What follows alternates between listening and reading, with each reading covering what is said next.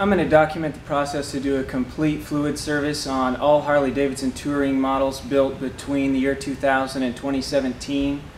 That includes the Road King and the Road Glide, the Street Glide, and the Electra Glide. I'm going to be changing the engine oil and the engine oil filter and the transmission fluid and the primary fluid. I'll show the drain plug locations as well as the fill locations and the process for changing the fluids.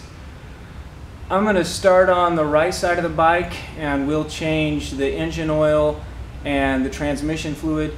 Then we'll go around to the left side of the bike and we'll drain the primary and replace the fluid, and we'll replace the engine oil filter. Right now I'm going to bring the camera down and do a close-up of the drain plug locations. Okay, to find the location for the drain plug for the engine oil, the easiest way is to just locate the space in between the engine and the transmission and go underneath the motorcycle from that point. And the plug that you want to remove is this 5/8 hex plug right here. It's the one that you can get a socket on. Once that plug is removed, the engine oil will begin draining. And then to find the drain plug for the transmission, locate the center of your transmission cover and then go under the motorcycle at that point, and you'll find a frame cross member. There's an access hole right here and you can see the plug up inside there. Again, it's a 5/8 hex plug. Removing that plug will drain the transmission fluid. I'm going to back the camera up so you can see that location in relation to the rest of the underside of the bike. So again, here's the drain plug for the engine oil, and right over here is the drain plug for the transmission fluid. Coming back up to the top side of the bike, when you're draining the engine oil and the transmission fluid, you need to open a vent in order to let air into the engine while it's draining and to let air into the transmission while it's draining. This is the engine oil fill cap, and this is the transmission fill cap. On some of the older bikes that have the 5-speed transmission, the transmission fill cap is going to be up on the leading edge of the transmission cover. On motorcycles built before 2009, the transmission drain plug is in the same location, but the underside of the motorcycle is going to look different. If we find the center of our transmission cover and go under the motorcycle, we're going to find our drain plug right in the same location. But there's no access hole cut in the cross member because the cross member is back behind the drain plug. To remove the transmission fill plug, you're going to need a 3/8 inch Allen. I've found that it's easiest to use these socket type Allens because you can get an extension on them. And then to remove the engine oil fill cap, it should just unscrew by hand. So before we drain the engine and the transmission, we're going to want to open both these caps in order to vent so that the fluids can properly drain. I'm going to put the camera back on the tripod and show that process. I'm going to start by removing the transmission filler cap, and then I'm going to go under and break the drain plug free for the engine oil and break the drain plug free for the transmission fluid. Then I'll get a catch pan and remove the plugs.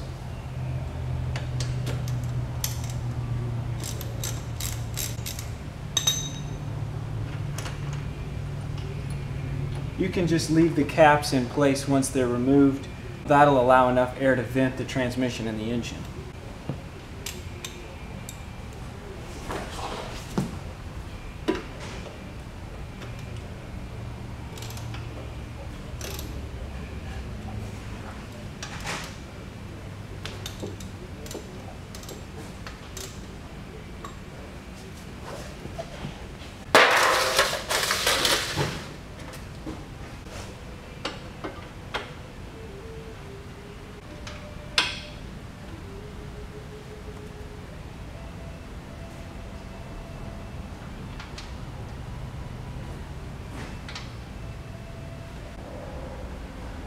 You want to check your hex plugs.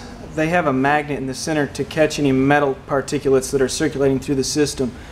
If you have a few shards of metal, that's okay. If you've got a puff ball of metal particulates on the magnet, you probably need to get the bike to a shop and have it checked out. That shouldn't be happening. Okay, the fluids have finished draining. I stood the bike up to center and let any of the remaining oil that had settled to the kickstand side of the bike come back to center and drain out, and then I leaned the bike back over onto the side stand. I'm going to replace the plugs for the engine and the transmission, and then I'll go over the process for filling the engine and transmission.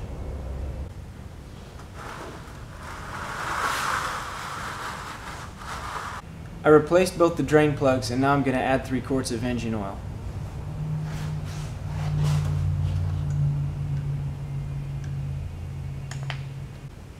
I'm going to be running Mobil 1 20W50 full synthetic in the engine.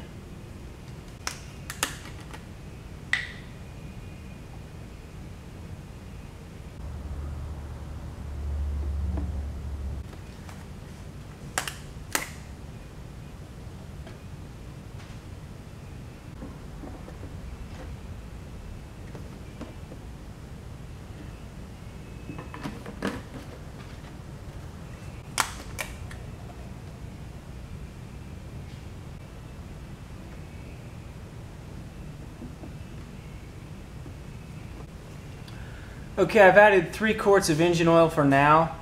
After I change the engine oil filter, I'll actually start the bike and let it reach operating temperature, and then I'll shut it off and put it on the side stand and check my engine oil level at that point. If it's low at that point, I'll add whatever amount I need to bring it up to the full level. It should be within half a quart of full at this point with only adding 3 quarts. Next, I'm going to be adding gear oil to the transmission. Some people will run 20W50 in the transmission just for the added simplicity of running the same engine oil in all 3 systems. If you're running a synthetic oil, you can run 20W50 in the engine, in the transmission, and in the primary.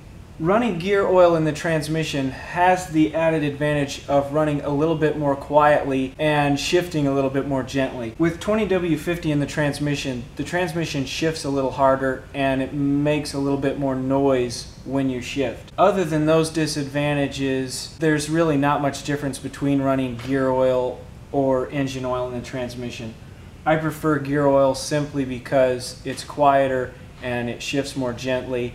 And gear oil is designed specifically for the kind of environment that you find inside of a Harley Davidson transmission. The transmission is isolated from the clutch pack, so there's really nothing that the gear oil will be making contact with other than just the gears in the transmission. I'm going to be running Valvoline full synthetic 75W140 gear oil. Really, almost any gear oil will work in the transmission. There's nothing going on in there that hasn't been going on in transmissions for the last 100 years, so really you can just use your own preference.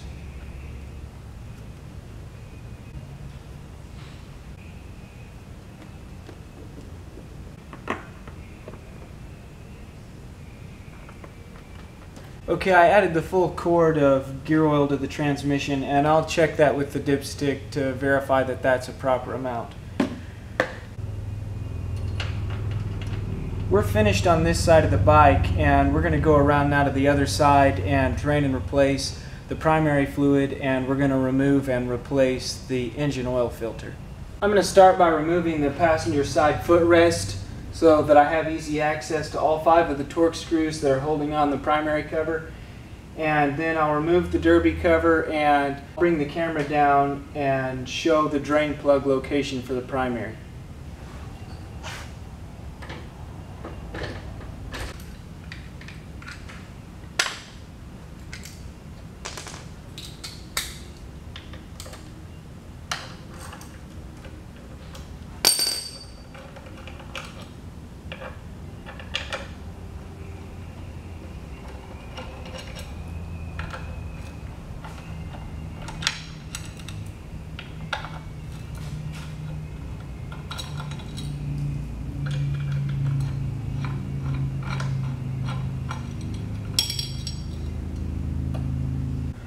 Okay, to find the drain plug for the primary, we're going to come down underneath the bike in front of the primary access cover.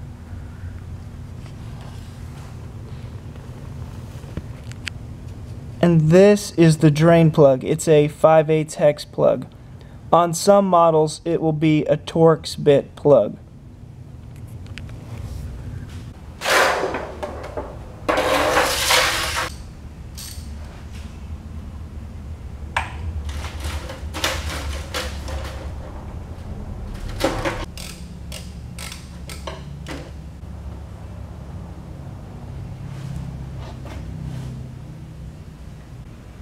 Like with the other two drain plugs, you want to check for an unusual amount of buildup.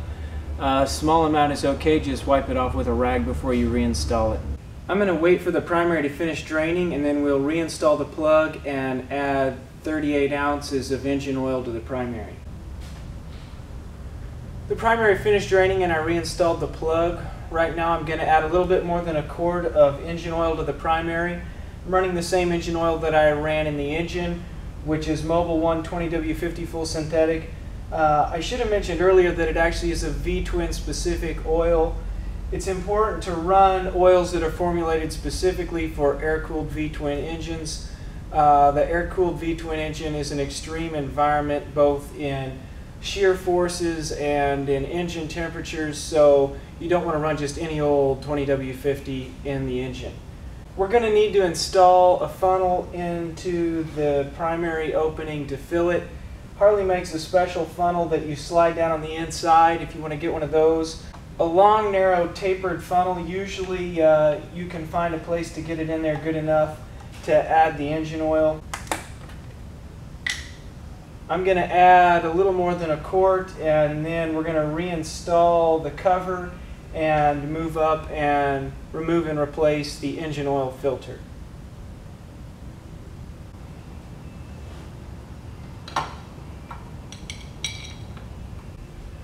When you're installing the primary cover, if you'll install the top screw first, that'll hold the cover in place while you install the other 4 screws. And when you tighten them, you want to tighten them in a star pattern, and that way you'll avoid warping the cover or crimping your O-ring or your gasket.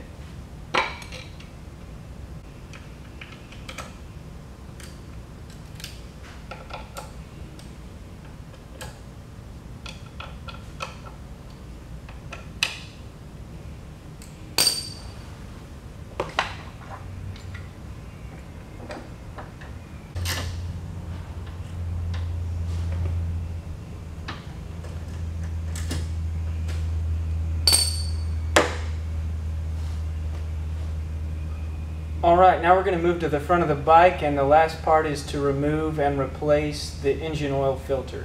Okay, the engine oil filter is located right here in front of the engine. It's a difficult spot to get to. We're going to stuff some rags down underneath here to catch the oil. Oil is going to spill when you remove the filter. You want to catch as much of it as you can without it getting all over your engine if possible. I'm going to be using part of a oil additive bottle as kind of a trough to catch some of the oil that will drain out. I'm going to put an oil catch pan underneath. That way I can set my oil filter down in the pan once I've removed it, and if any oil drips, that'll keep it from getting on the floor. I'm going to be using an oil filter socket to remove the oil filter. Because of the location Harley chose for the crankshaft position sensor up here by the oil filter, it's necessary to cut a notch out of the oil filter socket in order to get it on the oil filter most of the time.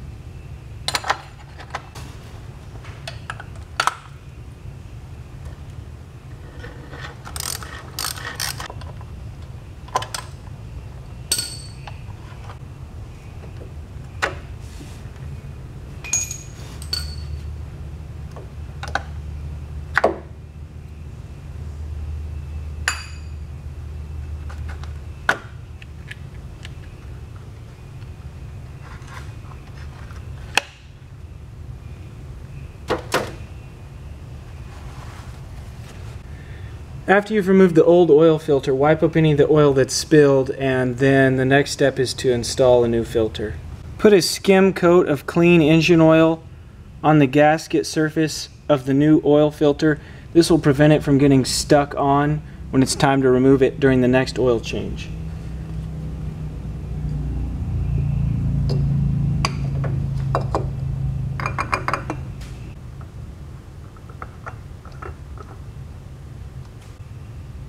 You want to tighten the oil filter until the gasket makes contact, and then tighten it an additional half a turn to 3/4 of a turn. You just want to tighten it until it's snug. You don't want to really crank down on it.